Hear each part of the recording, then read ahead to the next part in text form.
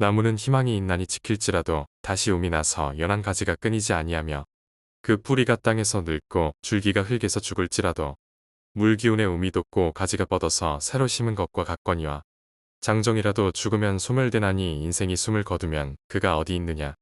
물이 바다에서 줄어들고 강물이 잦아서 마름같이 사람이 누우면 다시 일어나지 못하고 하늘이 없어지기까지 눈을 뜨지 못하며 잠을 깨지 못하느니라. 주는 나를 수월에 감추시며 주의 진노를 돌이키실 때까지 나를 숨기시고 나를 위하여 규례를 정하시고 나를 기억하옵소서. 장정이라도 죽으면 어찌 다시 살리이까. 나는 나의 모든 고난의 날 동안을 참으면서 풀려나기를 기다리겠나이다.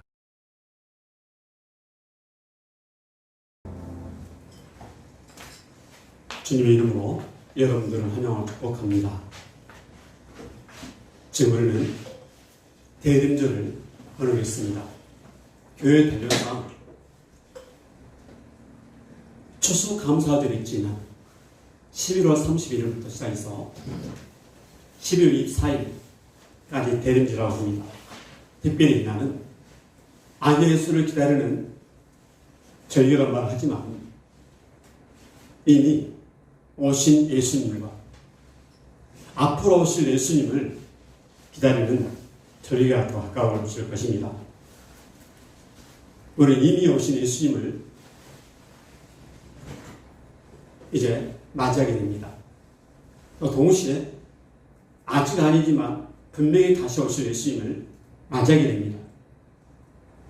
이 대림일을 통해서 우리의 기다림이 의미 없는 기다림이 아니라 정말 진정성이 있고 또한 소망을 바라보고 그 기다림을 통해서 우리의 마음이 주님께 더욱 향하기를 주님의 이름으로 축복합니다.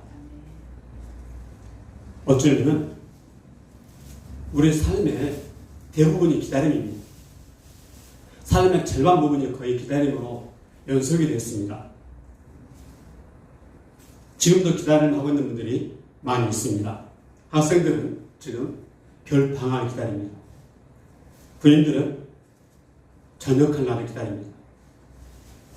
죄수들은 석방되는 날을 손꼽아 기다리고 있습니다. 또 위기에 처해서 생명의 위기를 느끼는 분들은 구조대가 빨리 오기를 기다리고 있습니다. 수험생들은 학교 통지가 오기를 기다리고 있습니다. 초대교인들은 주님이 다시 오시기를 간절히 기다렸습니다. 저는 오늘 성경을 통해서 갑자기 예상치 않게 하루아침에 자식들을 잃고 모든 재산을 잃고 또한 온몸에 피부가 상해서 마치 거름더미 위에 있는 사람처럼 고난을 맞이할 때 심지어 아내마저 하나님 차라리 과거 죽으라고 했던 그 모습을 오늘 스님 우리에게 말씀하고 있는데요. 특별히 이런 가운데 욥은 평판이 좋았고 주변 사람들의 인격을 정말 존경할 만한 인격을 보였습니다. 그런데 하루아침에 모든 걸 잃고 평판마저 나빠지고 살 소망조차 없는 그런 상황에서 주저앉아서 만신창이 된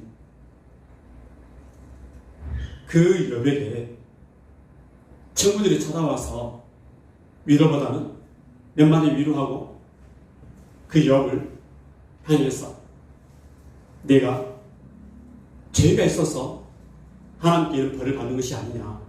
회개하면 하나님 너를 회복시켜 주실 것이다. 라고 충고를 했습니다. 자, 이런 충고 속에서 욥은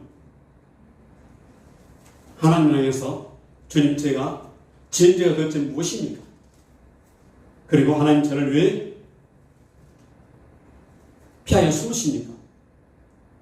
그 절망에 갇힌 그 질문과 하나님 대답을 기다리는 욥이 끝내 고민하다가 신음하다가 한 가지 결단을 내립니다.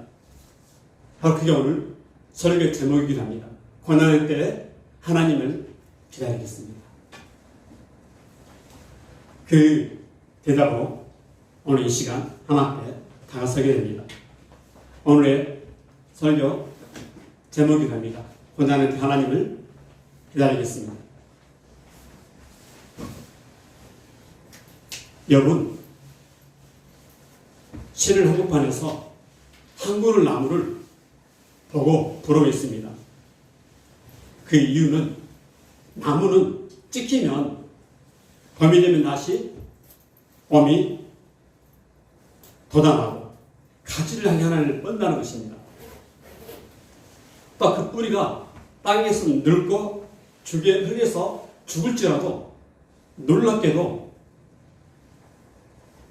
물만 들어가면 다시 가지가 돋아나고 새로 심은 것처럼 피어난다는 것입니다. 그런데 자신을 보니까 고통 중에 신음하면서 죽어서 끝나버릴 자기 인생보다 한 그루의 나무가 훨씬 나음을 발견하게 됩니다.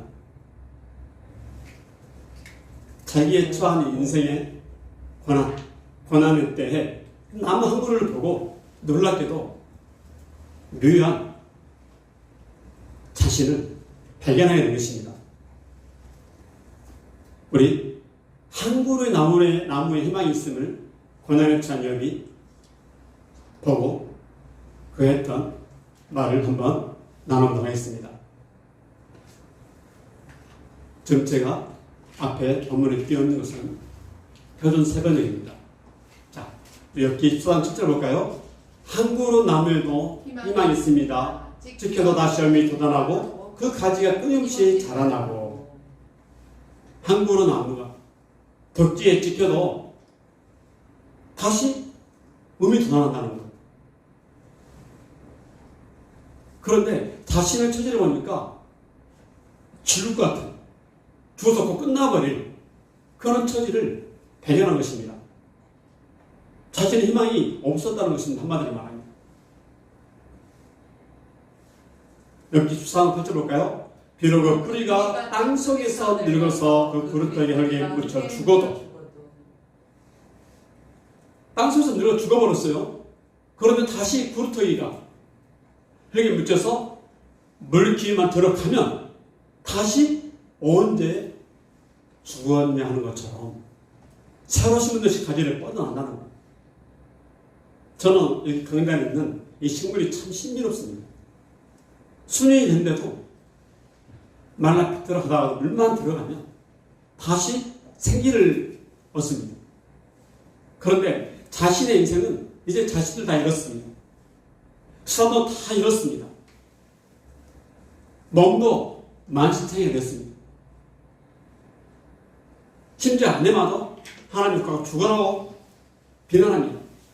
친구들은 와서 이러보다는 네 하나님께 범죄해서 그렇지 회개하면 하나님이 너를 해방시켜 줄지 누가 알겠느냐라고 오히려 욥을 비난합니다.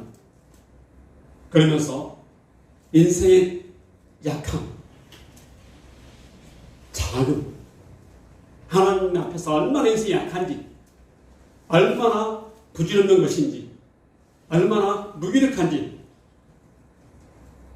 이제는 힘센 사람의 죽음을 통해서 두 번째 욥이 놀라운 비밀을 발견하게 됩니다. 욥기 14장 10절입니다. 그러나 아무리 힘센 사람이라도 한 번 죽으면 사라지게 되어 있고 숨을 거두면 그가 어디 있는지 모르게 됩니다. 씨름 선수일지라도 천하는 사일지라도 죽으면 사라져 있다는 것입니다. 이것이 인생이라는 것입니다. 부질없는 인생이라는 것입니다. 우리 인생이 아무리 잘 나가고 부를 누리고 쾌락을 누리고 천년만년 살 것처럼 보이는데 늙으면 대부분의 어르신들 하는 말이 쓸데없다 라고 말을 합니다.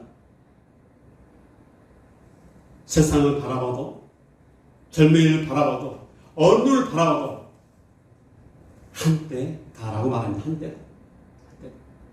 그리고 연약해진 자신의 모습을 바라보고 젊을 때를 부러워하지만 역시 죽음을 이기지 못하죠. 그래서 오늘 스님은 아무리 힘센 사람이라도 한번 죽으면 살아난다는 것입니다. 어디에 존재하고 있는지 모른다는 것입니다. 기억하는 일이 없고 그가 무슨 일을 했는지 모른다는 것입니다. 숨을 거두면 그 존재 자체가 마치 없는 것처럼 잊혀진다는 것입니다. 이것이 바로 인생임을 여러분 모든 걸 잃고 고난 가운데 처절하게 자신이 얼마나 작은 존재인가를, 얼마나 부질없는 존재인가를 여러분 지금 깨닫고 있습니다. 그러면서 자신의 처한 상황을 하나님께서 알려주시면 좋겠는데, 말씀해 주시면 좋겠는데 하나님은 침묵하십니다. 마치 하나님이 자기를 향해 숨으신 것처럼 아무 말도 없어요. 심지어 이 물이 말라 버린 강처럼 바닥에 들어오는 호수처럼 사람도 역시 죽음을 더 깊이 여기 성찰해야 됩니다. 엽기 14장 11절 시작. 물이 말라 버린 강처럼 바닥에 드러난 호수처럼 자연을 보면서 또 들을 보면서 강바닥을 보면서 물이 바짝 마른 호수를 보면서 엽기 14장 12절에 살아도 좋습니다. 죽었다면 다시 일어나지 못합니다. 하늘 없어지면 없을까? 죽은 사람이 눈을 뜨지는 못합니다. 저는 곧 죽어요. 죽으면 끝납니다. 사람도 죽습니다. 자신의 고난 앞에서 이 죽음이라는 문턱에서 자신의 존재가 얼마나 부족한지, 얼마나 나약한지, 이것이 인생이라는 것입니다. 그런 사람들은 천년만년을 사는 것처럼 지금 당장 힘이 있습니까? 지금 당장 통장에 수억 원 있습니까? 지금 당장 인기와 벌을 누리기 때문에 죽음이 멀리 떨어지는 것처럼 느낍니다. 그런데 죽음은 어린아이들, 청소년이든 어린이든 늙은이든 죽음에는 날짜가 없다는 것, 순서가 없다는 것, 언제라도 올 수 있다는 것입니다. 태어나는 순서일 수 있어도 죽는 순서가 없다는 것입니다. 바로 이 사실을 여러분 하루아침에 자식을 잃고 재산을 잃고 건강을 잃고 부인도 외면하는 가운데 친구들까지 자신을 비난하는 가운데 하나님께서 자신을 성찰하게 됩니다. 그리고 하는 말이 하나님 왜 나를 피하여 숨으십니까? 마치 자기가 아무리 불러도 아무리 탄식을 해도 아무리 울부짖어도 아무 말씀 안 하시는 것처럼 느껴집니다. 이 부분이 바로 우리가 고난받을 때 큰 딜레마입니다. 불러도 대례가 없습니다. 마치 혼자 겪는 것처럼 느껴집니다. 마치 이것으로 인생이 끝날 것처럼 보입니다. 소망의 끈이 뚝 끊어지는 것처럼 느껴집니다.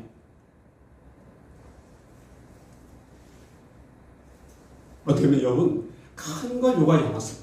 사람들은 평범을 원합니다.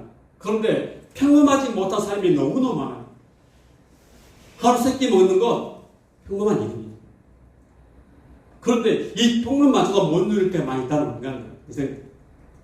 갑자기 고난을 당하게 되고 질병이 찾아오게 되고 재산을 잃게 되고 모두 이렇게 되면 사람들은 전망이라는 뇌에 빠져서 평범한 삶이 얼마나 그리운지 큰 욕심이 아니라 정말 세상의 자기를 그냥 두지 않는 것처럼 속절없는 인생처럼 느낀다는 것입니다. 이것이 바로 우리의 슬픔이기도 합니다. 슬픔이 멀리 있는 것이 아니라 우리 여러분을 통해서 우리 인생이 얼마나 빈약한지 얼마나 작은지 불어버리면 날아갈 것처럼 턱 건드리면 끊어질 것처럼 그런 고난을 겪을 때가 참 많이 있습니다. 생태계도 신음하고 있습니다. 우리 인간들이 기술 발달하는 변명 아래 마구잡이로 개발을 하다 보니 이제 자연까지 우리에게 외면을 하고 있습니다. 틈만 나면 갑자기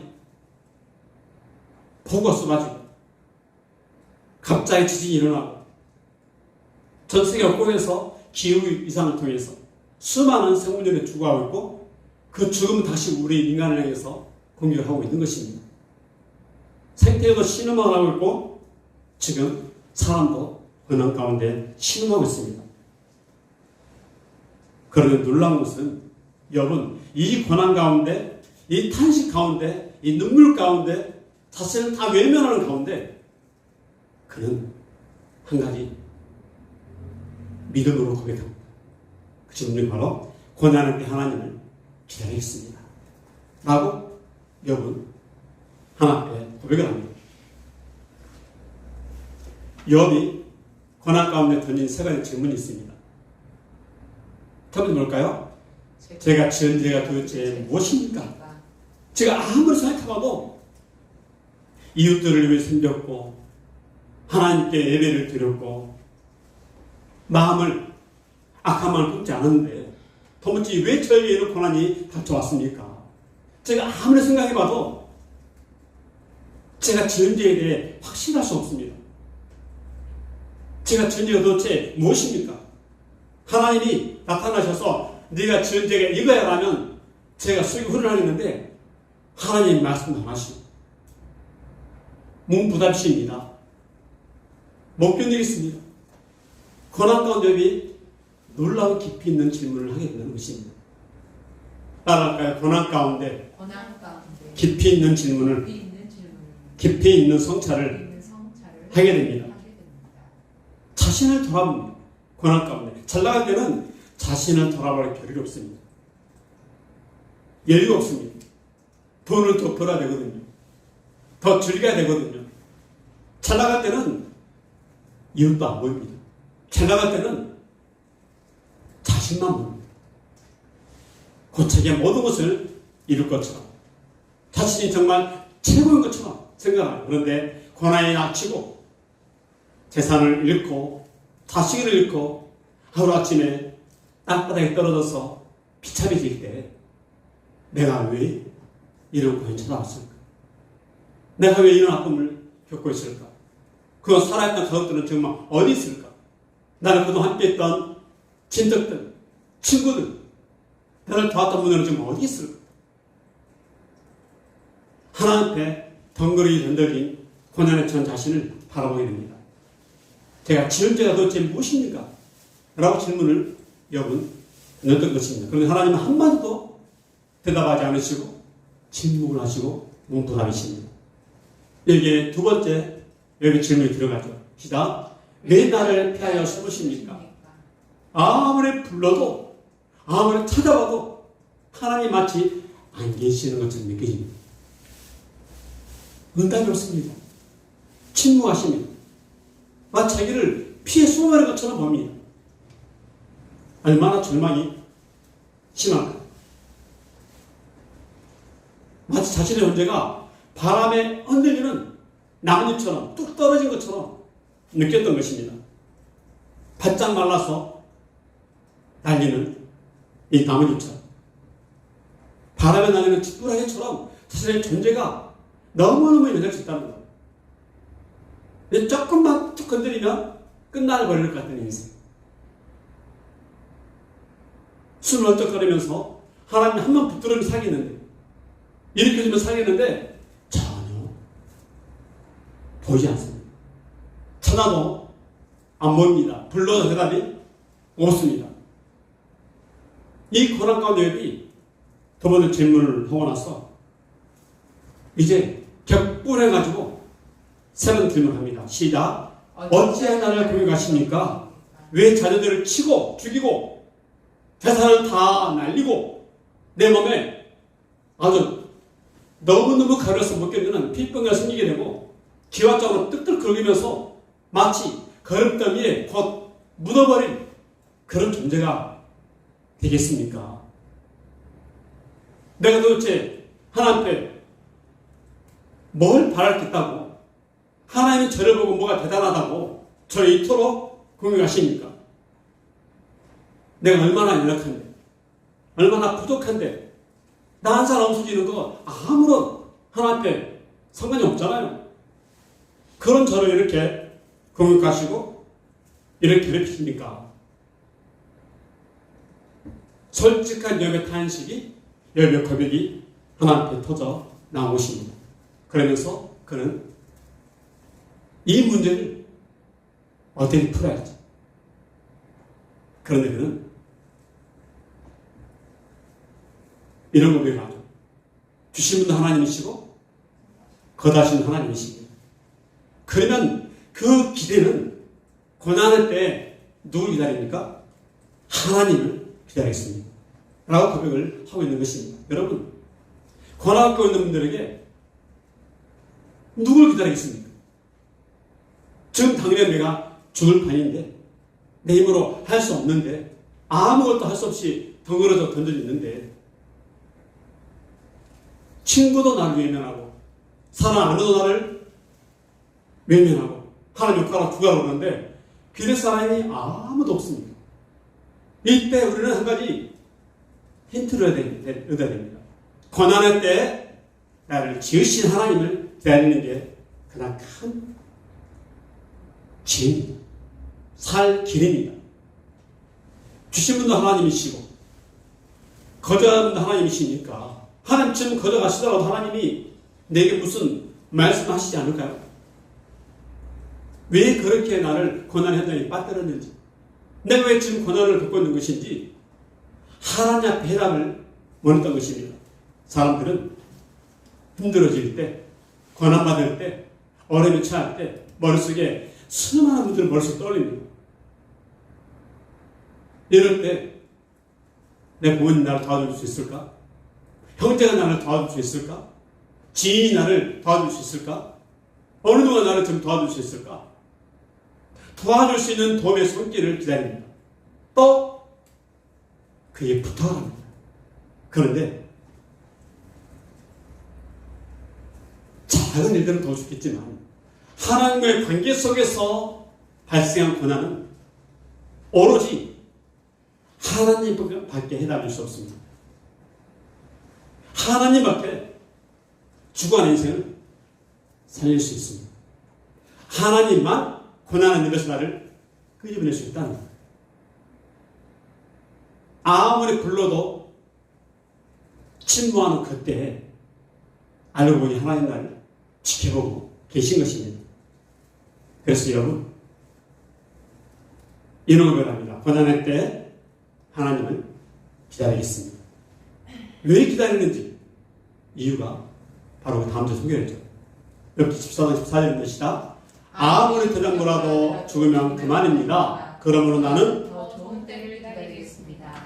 이 고난의 때가 지나기까지 기다리겠습니다. 아멘. 비밀입니다. 더 좋은 때를 기다리겠습니다. 지금은 실망과 좌절과 죽음의 눈앞에서 허죽으로 있지만 이 고난의 때가 지나가기를 기다리겠습니다. 하나님을 기다리겠습니다. 하나님이 나를 만나면 하나님 내게 대답해 주실 것입니다. 그리고 나를 기뻐하실 것입니다. 그래서 그가 끝까지 믿음의 의를 지킨 것입니다.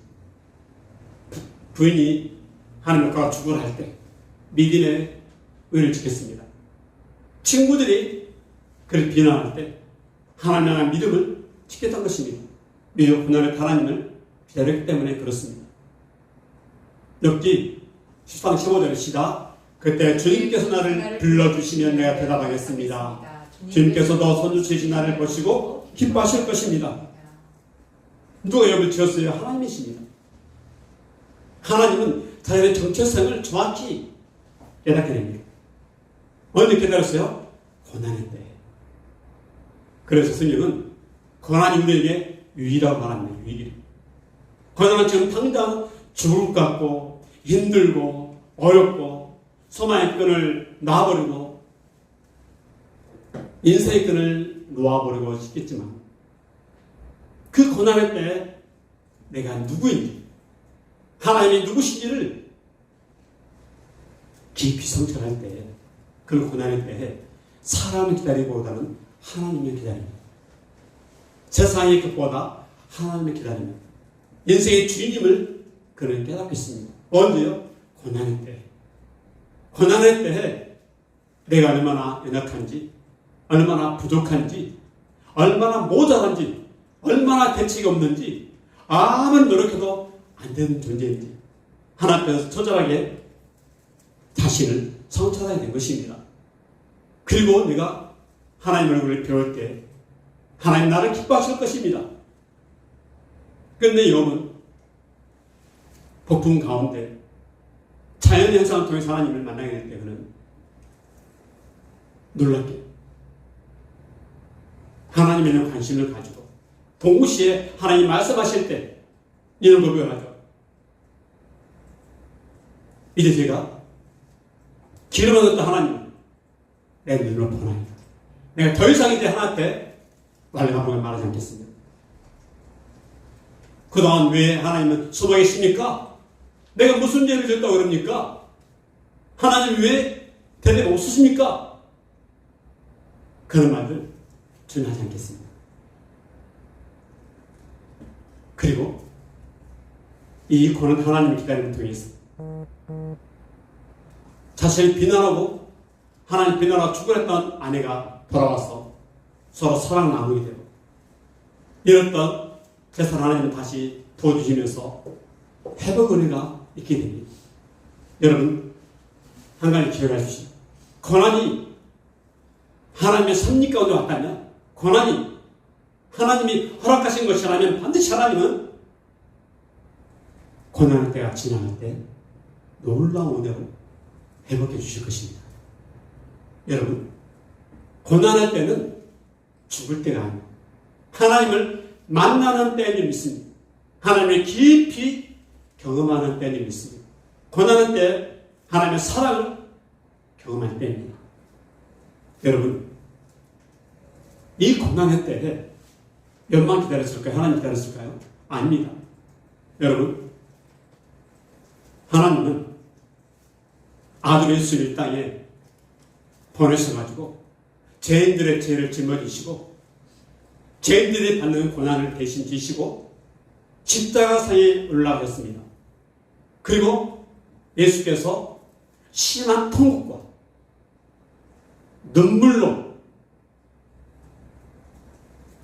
간과 소로 올 때 하나님은 그 고난한 아들을 보시고 기다렸습니다. 고난의 때가 지나가기를 기다렸습니다. 왜 기다렸을까요? 왜 자기 아들이 십자가에서 피언덕이 돼가지고 온몸에 상처와 양손 양발이 휘장 빡기시고 머리에 가시멜로 쓰시고 고난을 처절하게 받으면서 엘리 라마 수박단이 어찌하여 나를 버리셨습니까? 그 탄식한 부르짖음에 하나님은 그 고난의 때가 지나기를 기다리시다는 것입니다. 아들 예수가 십자가에 운명할 때까지 고난이 지나갈 때까지 기다리셨습니다. 왜요? 죄인들이 구원을 받아야 되기. 하나님의 뜨거운 사랑이 아들이 처참하게 고난을 받고 있는 현장에서도 고난의 때 지나기까지 기다리신 것입니다. 그 사랑이 하나님의 사랑이 우리가 어떠한 고난에도 견디고 이겨내야 할 이유와 근거가 된 줄 믿습니다. 오늘 선생님 여러분에게 말씀합니다. 아들을 고난 때 기다리시는 하나님. 히브리서 5장 7절에 시작. 그리고 육체에 계실 때 자기를 죽음에서 너희 구원하신 이에게 심한 통곡과 눈물로 간구와 손을 올렸고 그의 경건하심으로 말미암아 들이심 얻었느니라. 심한 통곡을 심한 눈물을 흘릴 때 백두성에서 하나님 아버지 간구할 때 하나님은 묵묵히 침묵하시며 그 고난할 때가 지나기를 기다렸습니다. 그 기다림이야말로 우리의 구원이 되고 생명을 얻는 축복이 되었고 영생을 얻는 놀라운 은혜가 됐던 것입니다. 예수님이 부르실 때 앞에 보면 27장 46절에 소개된 것이라 제부신데요 예수께서 크게 소리를 내시되 엘리 엘리 라마 사박다니 하시니 이는 곧 나의 하나님 나의 하나님 나를 버리셨나이까 하는 뜻이라. 아버지 하나님도 아들을 십자가에 버리면서 고난의 때가 지나기를 기다렸습니다. 누굴 보고요? 구원받은 죄인들을 생각하시면서 우리 삶에 말할 수 없는 고난을 겪고 있습니까? 나만 겪는 고난이라고 힘들어하고 있습니까? 이 고난 때문에 지금 죽고 싶다라고 탄식하는 분들이 있습니까? 이 고난의 때가 언제까지 있을지 모르는 답답한 속에 있습니까? 욥이 고난의 때 하나님 기다렸던 것처럼 나의 삶 속에, 우리 가정 속에, 우리 이웃 속에 그 고난의 현장을 겪는 분들에게 다가가서 고난의 때에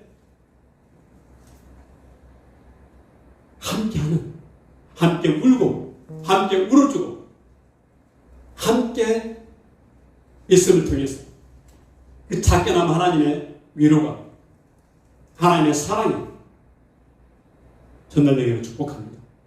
그리고 고난의 때에 하나님을 기다릴 때에 바로 그 인생이 해답을 얻게 될 것이고 자신이 하나님 만나는 놀라운 은혜가 될 것이며 하나님 아들 예수가 고난의 때에 지나가기를 기다렸던 하나님의 마음이 느껴지고 그 사랑 때문에 지금 당하고 있는 고난 현장에서 넉넉히 이겨내실 줄 믿습니다.